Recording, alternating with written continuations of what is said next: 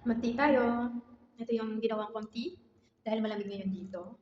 Meron siyang peppermint tea na may lemon. Tapos nilagyan ko siya ng cloves tsaka cinnamon kasi maganda siya.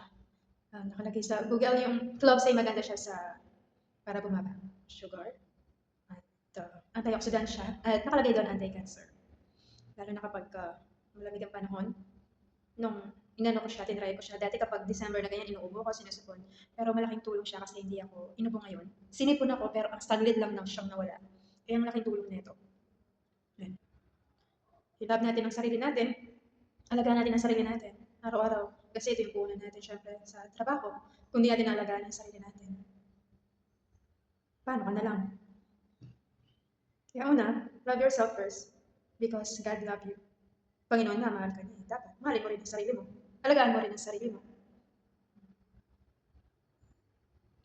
Pagtiti, uminom ng healthy, iwas sa matatamis. Diba? Ngayon, tinatry kong mag-exercise. Kasi yun yung hirap na hirap akong gawin yung pag-exercise. Pero itatry ko, bago mag-start ang 2026, i-start ko mag-exercise. Kasi yun yung hindi ko pa talaga nagagawa. Siyempre, kung yung hindi ko nagawa ngayong year, dapat mag-improve, magawa ko siya bago matapos ang year at sa 2026. Para syempre, isa yun sa mga self-care. And tinitinda kasi namin mga journal, planners, pag wala akong ginagawa eh. Nakakapagbasa ako. Meron nga dong journal na reflection. Meron mga question doon. At ang nakalagay doon sa January 1, ano yung goal mo for 2026? Tapos nag-isip ako. Ayun, in-answer ko din yung question na yun. At nalaman ko na nung goal ko for the 2026, naging clear, mas malinaw sa akin. So, dapat yung mga decision ko ay naka-base dun sa goal ko. Kaya, thank God sa trabaho na meron ako ngayon.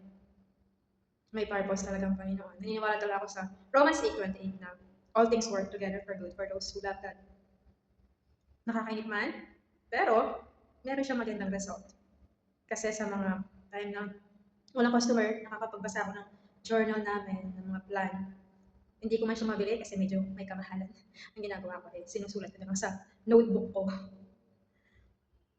Kaya, try nyo na rin.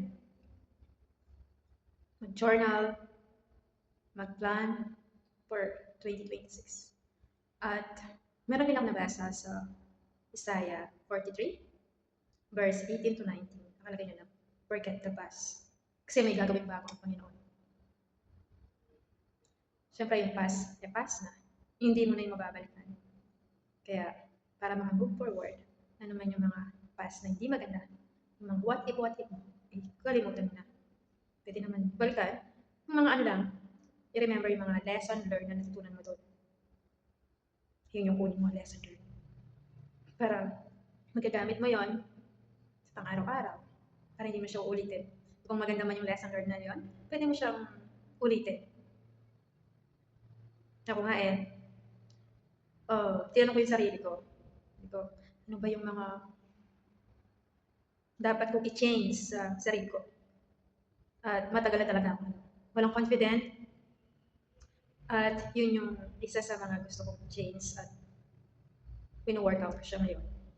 Nakikita ko, meron din naman talagang pagbabago. Hindi kasi pwedeng mag-stay lang ako sa ganun. Parang naka-stop, stagnant, nag-hide. Kaya nang workout ko siya. Kaya yung kinagandaan kapag pinwestiyon mo ang sarili mo. Kasi, doon ka makaka-realize. Pag naka-realize ka, at nalaman mo kung anong mali sa'yo, doon na mag-start ang pagbabago. Siyempre, ipapasalamat tayo sa Panginoon kasi siya yung nagbibigay ng mga paraan para makarealize ka. Minsan kasi paulit-ulit nang nangyayari na ganun ako. Pag sinabi ng ibang tao sa'yo, magpasalamat ka kasi syempre, dahil doon nalaman mo kung ano pwede mong i-change. Kung minsan kasi, mas nakikita natin ng ibang tao, di natin nakikita ang sarili natin. Kung di man masabi ng ibang tao, i-question mo na lang ang sarili mo. Yun, question ko yung sarili ko, nalaman ko yung sagot at yun na yung start yung changes at pinu-workout ko siya ngayon. Yeah, papasalamat talaga ako sa Panginoon sa mga revelation niya. Kasi syempre, gusto ng Panginoon na mag-grow tayo in attitude, in character. Wala na sa sa Kanya. Diba? Tsaka mahal tayo ng Panginoon. Kaya love yourself. God bless.